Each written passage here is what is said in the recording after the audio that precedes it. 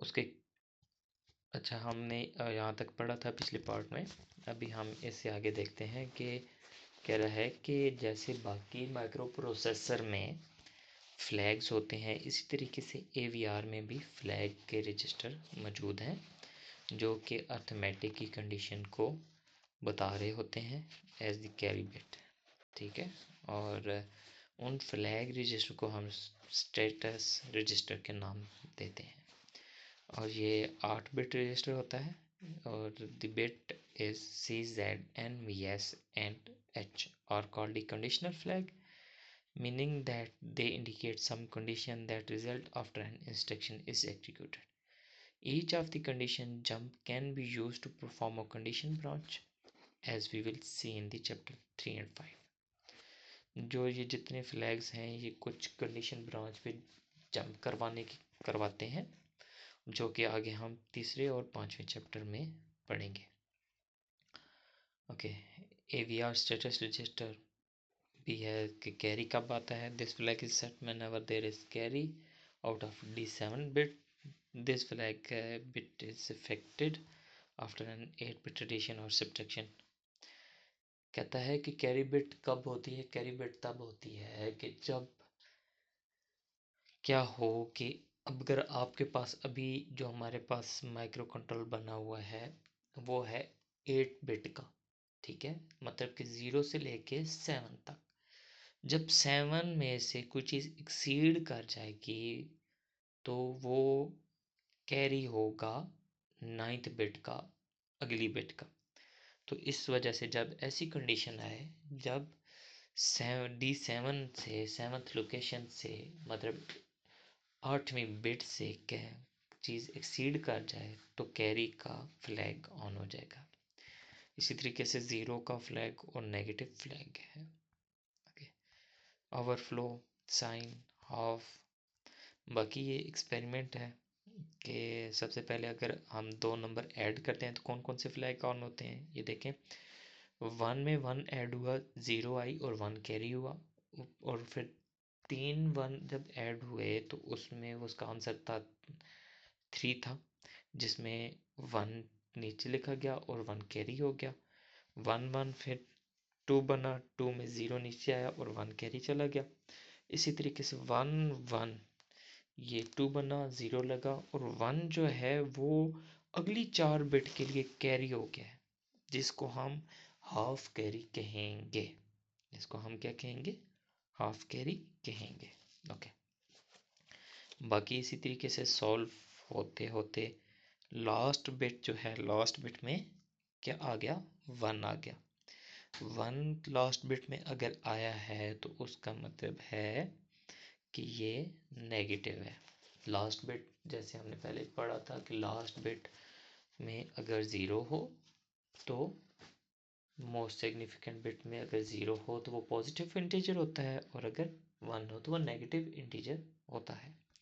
तो चूंकि यहाँ पे 1 आया है तो दैट्स मीन ये नेगेटिव है, और उसके लिए नेगेटिव का होगा फ्लैग भी ऑन हो जाएगा, और हाफ कैरी का भी फ्लैग ऑन हो जाएगा।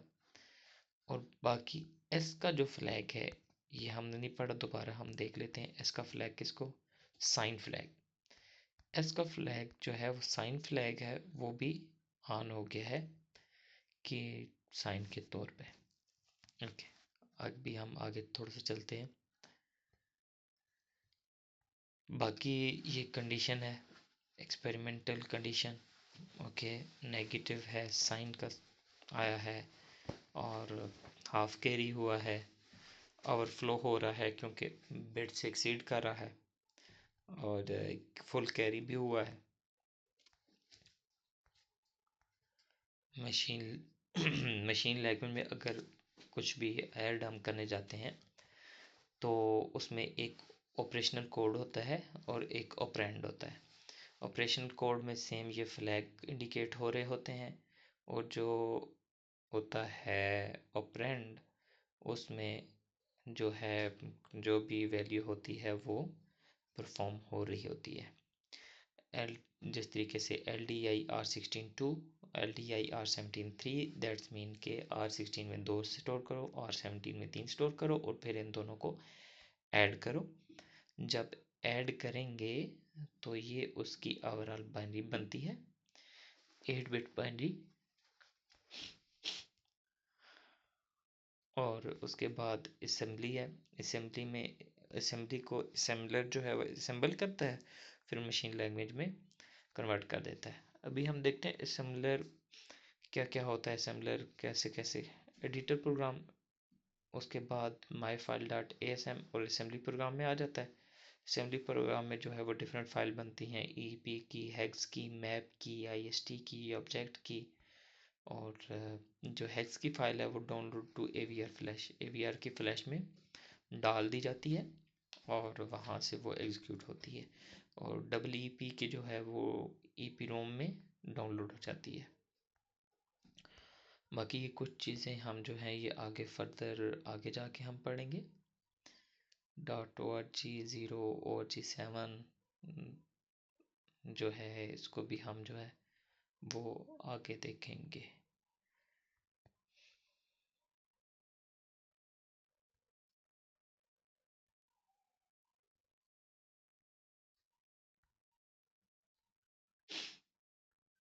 ओके, अभी हम देखते हैं कि पुराने जो आर्किटेक्चर थे उसमें जो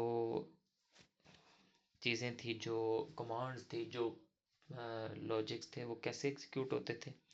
उसमें ऐसे एग्जीक्यूट होते थे कि इंस्ट्रक्शन नंबर 1 जो है वो पहले एग्जीक्यूट में आई, फिर इंस्ट्रक्शन नंबर 2 जो है वो फेच में आई, इन दोनों का आंसर आ गया। वो जब आंसर ख़त्म हो गया तो देन अगली जो वैल्यूज़ हैं वो एग्जीक्यूट और फेच में आएंगी। हालांकि पाइपलाइनिंग का जो नया जो तरीक़ाकार है उसमें ये है कि जैसे जैसे एक रजिस्टर खाली होता जाएगा पिछले वाली वैल्यू उसको फिल करती जाएगी। जैसे जैसे वो कंपटीशन होती जाएगी, कंपटीशन हो के जो भी कंप्यूटेशन हो के जो भी वैल्यूज़ होगी वो नेक्स्ट रजिस्टर में स्टोर होगी, तो पिछला जो रजिस्टर रहता है जो खाली हो जाएगा उसमें जो वैल्यूज़ है वो स्टोर होती जाएगी।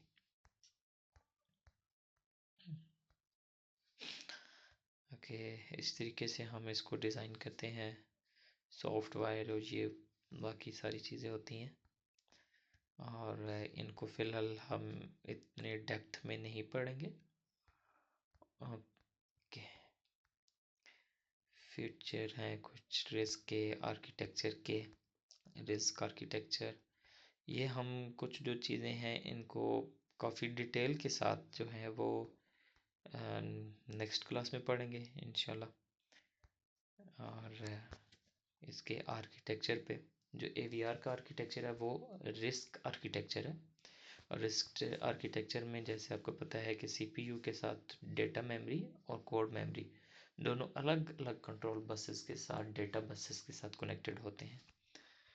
और रिस्क का जो आर्किटेक्चर है वो more than 95% of instruction are existing one machine cycle. मतलब कि रिस्क का जो आर्किटेक्चर था वो इस वजह से डिज़ाइन हुआ था कि जो एक फ्रीक्वेंसी साइकिल होता है उसके अंदर ही जो मशीन है वो एग्जीक्यूट कर देती है इंस्ट्रक्शंस को। तकरीबन 95% जो इंस्ट्रक्शन है उसको एग्जीक्यूट कर देती है। और रिस्क प्रोसेसर में कम अज़ कम जो है 32 रजिस्टर होते हैं और जो कि स्टैक मेमोरी को जो है उसकी ज़रूरत है उसको कम करते हैं।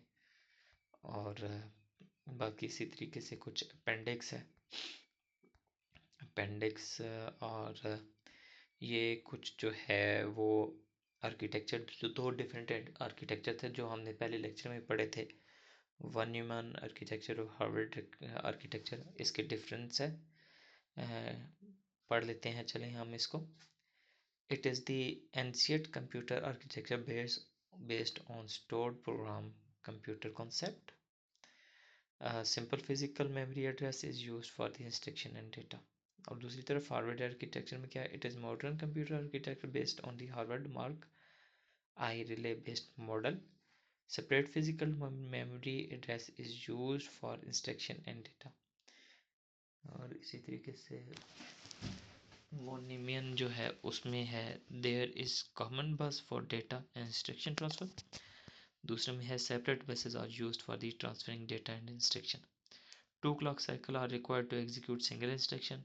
An instruction is executed in a single cycle.